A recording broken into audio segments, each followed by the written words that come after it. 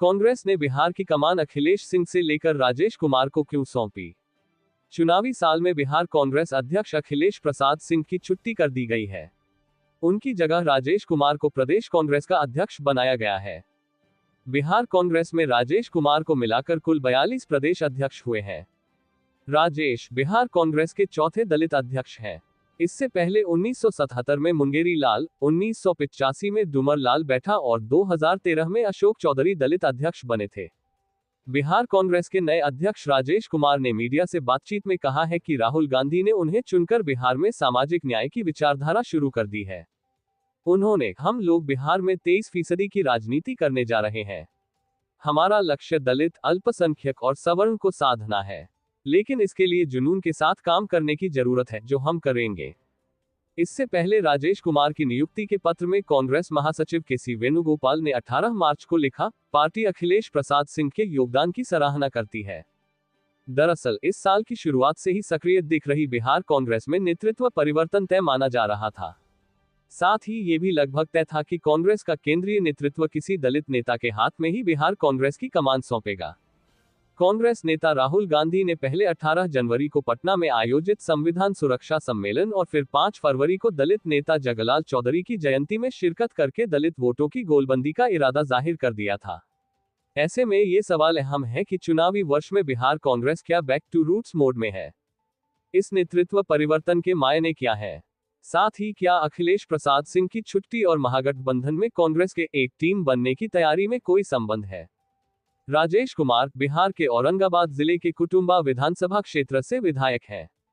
वो साल 2015 और 2020 में इस सीट से जीते। कुटुंबा सीट 2008 में परिसीमन के बाद बनी थी और ये अनुसूचित जाति के लिए सुरक्षित सीट है। मूल रूप से औरंगाबाद के ओबरा के रहने वाले राजेश कुमार के पिता दिलकेश्वर राम भी कांग्रेस से 1980 और 1985 में विधायक रहे। वो औरंगाबाद की देव सीट से विधायक थे। दिलकेश्वर राम कांग्रेस सरकार में पशुपालन, मत्स्य मंत्री और स्वास्थ्य मंत्री भी बने थे। 56 साल के राजेश कुमार ने साल 2015 में पूर्व मुख्यमंत्री जीतन राम मांझी के बेटे और फिलहाल बिहार सरकार में मंत्री संतोष कुमार सुमन को हराया था।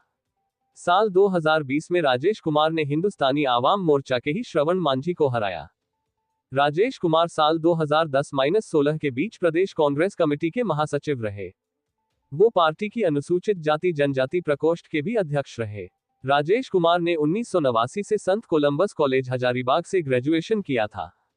बिहार कांग्रेस के मुख्य प्रवक्ता राजेश राठौड़ कहते हैं, राजेश कुमार के अध्यक्ष बनने से पार्टी कार्यकर्ताओं में खुशी है और इसका लाभ पार्टी के साथ साथ महागठबंधन को भी मिलेगा। बुरे दिनों के साथी हैं राजेश कुमार। वरिष्ठ पत्रकार और राजस्थान पत्रिका के बिहार ब्यूरो प्रमुख प्रियरंजन भारती कहते हैं, राजेश कुमार कांग्रेस के बुरे दिनों के साथी है। इनका परिवार समर्पित कार्यकर्ता रहा है। वर्तमान में बिहार सरकार में मंत्री अशोक चौधरी जब कांग्रेस छोड़कर जा रहे थे, तो इन्होंने जेडीयू में ये कहकर जाने से इनकार कर दिया था कि सदाकत आश्रम पार्टी दफ्तर में झाड़ू लगा लूंगा, लेकिन कांग्रेस छोड़कर नहीं जाऊंगा। औरंगाबाद से प्रकाशित अखबार नवबिहार टाइम्स के संपादक कमल किशोर भी बताते हैं, दिलकेश्वर राम इस इलाके के लोकप्रिय नेता थे। इसकी वजह थी कि उन्होंने स्वास्थ्य मंत्री रहते हुए ग्रामीण इलाकों में स्वास्थ्य उपकेंद्र अच्छी संख्या में खुलवाए थे। राजेश कुमार भी शांत और सहज स्वभाव के हैं। अपनी इसी छवि और पिता की विरासत का फायदा उन्हें मिला है। राजेश कुमार दलित हैं। बिहार में हुए जातीय सर्वे के मुताबिक रविदास जाति 5.25% है। राजेश कुमार इसी जाति से ताल्लुक रखते हैं। बिहार में दलितों की आबादी 19% है।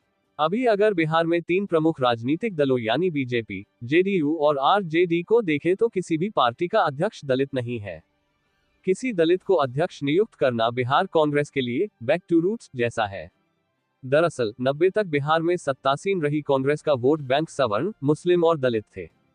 कांग्रेस ने जहां एक तरफ कन्हैया को सक्रिय कर सवर्णों को साधने की कोशिश की है, वहीं राजेश कुमार को लाकर दलित वोटों को। अखिलेश प्रसाद सिंह की छुट्टी क्यों हुई? दिसंबर 2022 में अखिलेश प्रसाद सिंह को कांग्रेस का प्रदेश अध्यक्ष बनाया गया था।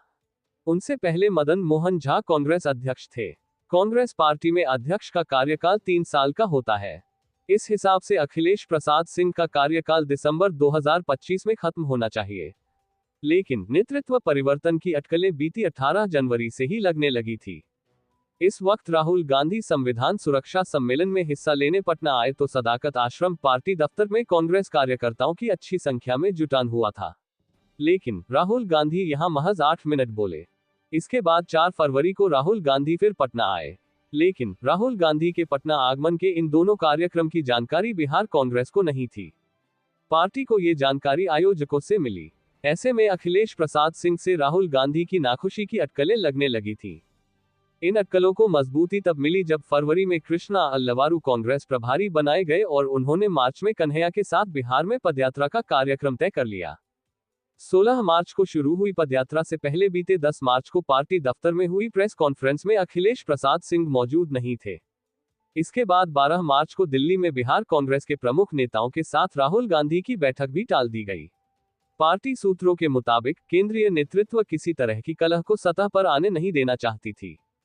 क्या कन्हैया की एंट्री ने असहजता बढ़ा दी? दरअसल राज्यसभा सांसद अखिलेश प्रसाद सिंह की छवि राजद सुप्रीमो लालू प्रसाद यादव के करीबी होने की है। कृष्णा अल्लवारू ने कांग्रेस प्रभारी बनने के बाद अन्य कांग्रेस प्रभारियों से अलग अब तक राजद सुप्रीमो लालू प्रसाद यादव या किसी अन्य नेता से मुलाकात नहीं की है। साथ ही वो ये दोहराते रहे हैं कि वो कांग्रेस को बी टीम नहीं बल्कि ए टीम बनाना चाहते हैं। जानकारों की माने तो कृष्णा अल्लवारू के साथ अखिलेश प्रसाद सिंह पहले ही सहज महसूस नहीं कर रहे थे और कन्हैया को नौकरी दो पलायन रोको यात्रा का चेहरा बनने से इस असहजता को बढ़ा दिया है। पत्रकार प्रियरंजन भारती कहते हैं, कांग्रेस अब लालू की जेब में नहीं रहना चाहती बल्कि अपने संगठन को मजबूत करना चाहती है। इसलिए कांग्रेस तनकर खड़ी हो गई है। पार्टी ने राजेश कुमार को अध्यक्ष बनाकर दलित कार्ड खेला है, साथ ही सवर्णों को साधने की कोशिश की है। लालू यादव के प्रभाव में कन्हैया को पीछे धकेल दिया गया था, लेकिन पार्टी उसे फ्रंट में लाई है। जाहिर तौर पर अखिलेश प्रसाद लालू यादव के करीबी रहे हैं, उनके रहते इस काम में मुश्किल आती। 1990 के बाद कांग्रेस का पतन हुआ, वहीं दूसरी तरफ राजद की सत्ता में पकड़ मजबूत होती गई। पार्टी की हालत ये भी कि 1985 तक ही पार्टी की जीत का आंकड़ा 3 अंकों को छू पाया था। साल 2010 में जब पार्टी ने राजद से अकेले लड़ी तो पार्टी को मात्र 4 सीट मिली थी।